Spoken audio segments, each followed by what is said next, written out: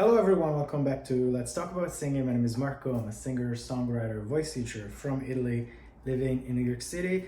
Today we're gonna talk about the Grammys. Grammys nominations came out yesterday and there's a lot of talking about who's nominated, who's not been nominated, who should have been nominated, who got snubbed. And of course everyone has their own opinion, and I wanna talk about one specific category that I care about, which is Song of the Year. As a singer-songwriter myself, I always care about this award in particular.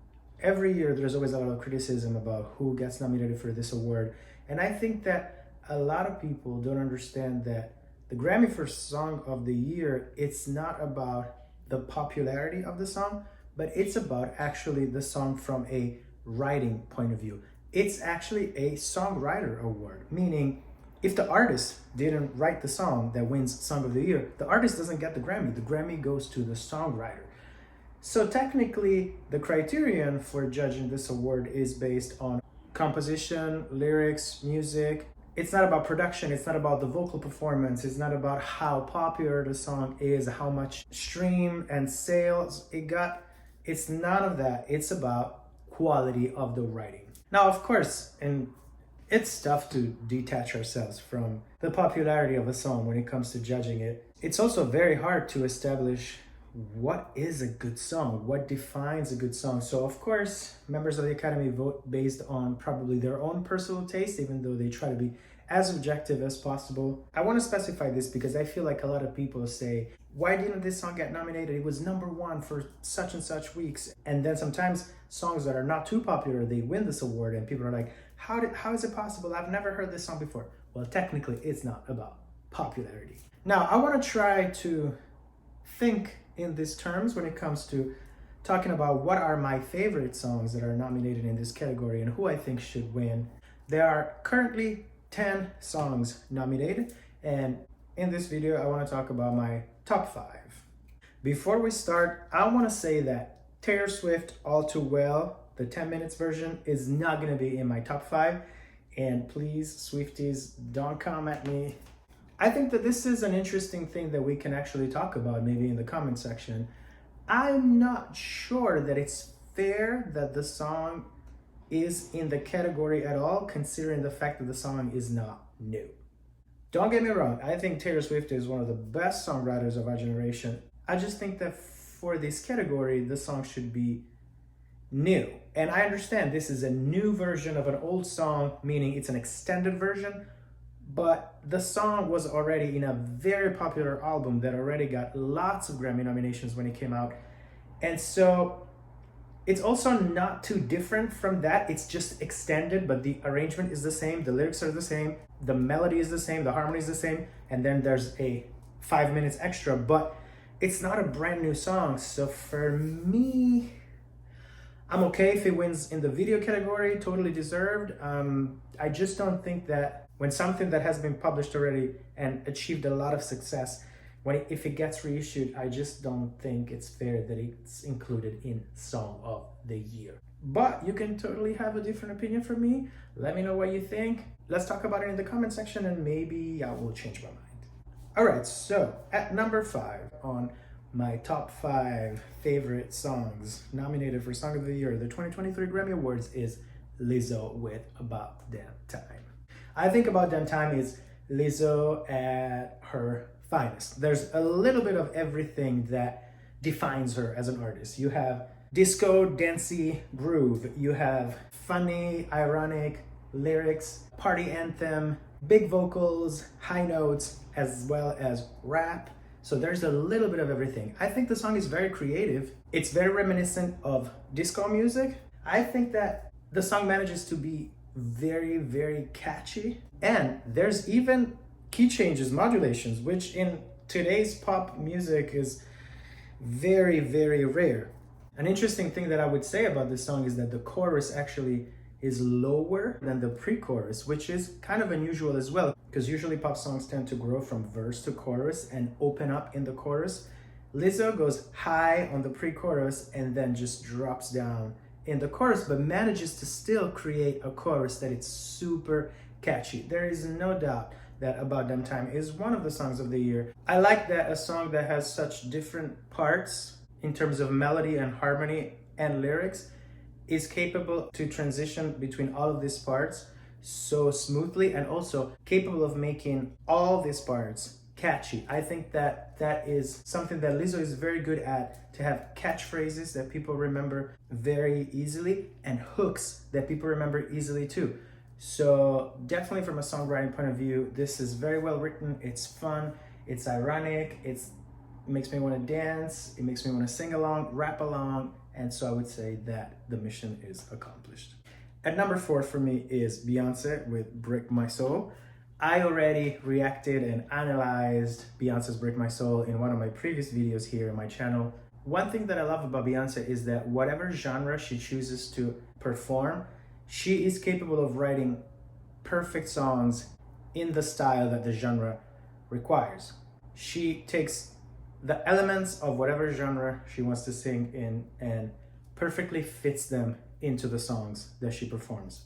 Break My Soul is a perfect house music anthem.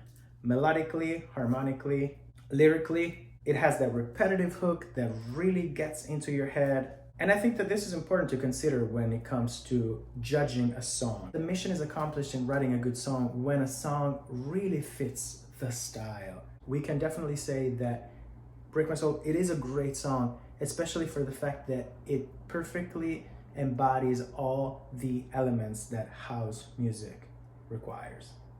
Number 3 of my favorite songs nominated for Song of the Year at the 2023 Grammy Awards is ABCDEFU by Gail.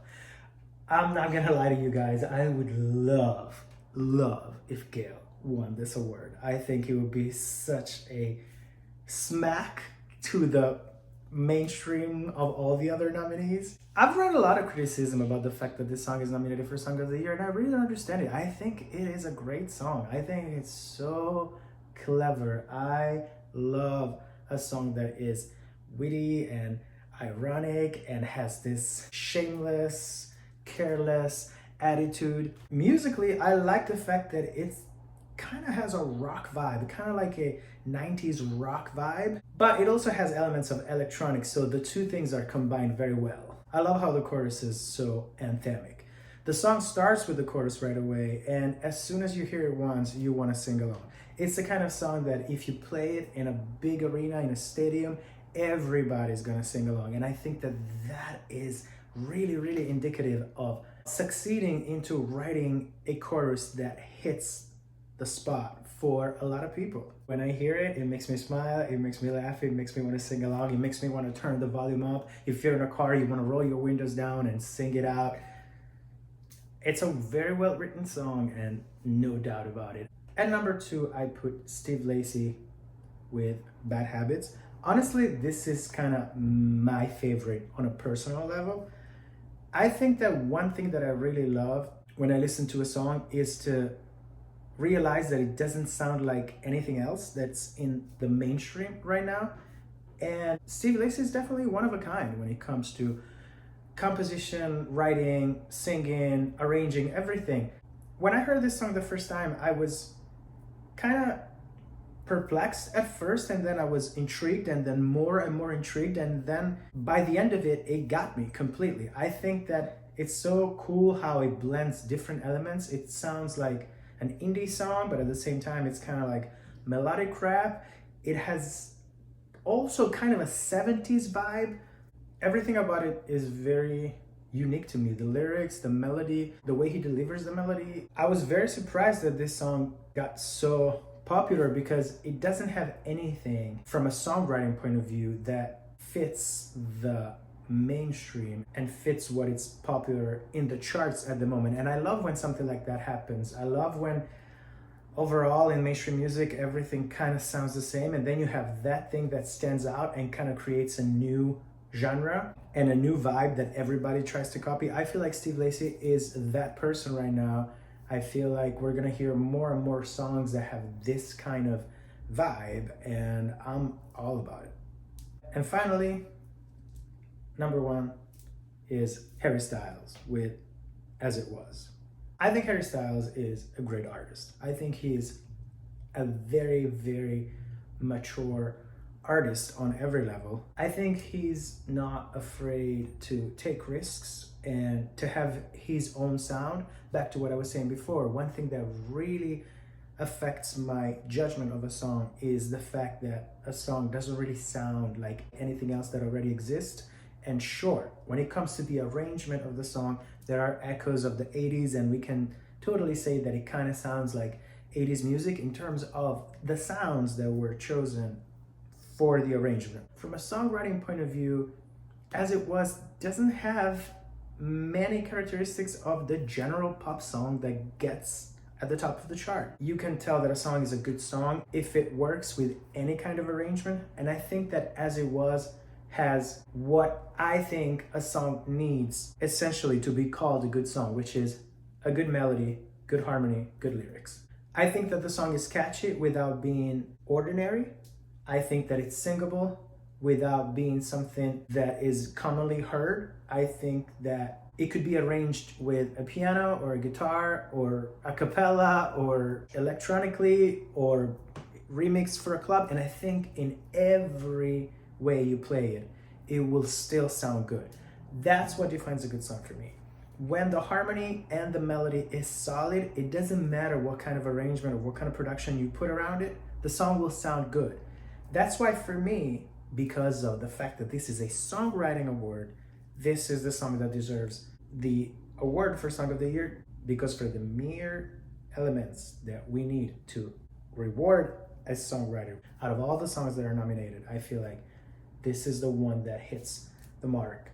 I know you guys probably have a lot of different opinions about this, and it's totally fine. I would like to discuss about what you think should be winning the award in the comment section.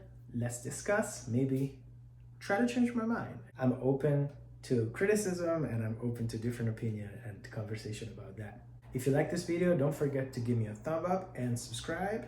I'll see you soon with another video. We're gonna be back to talking about singing and reacting to new songs. This is Marco. Let's talk about singing. Ciao.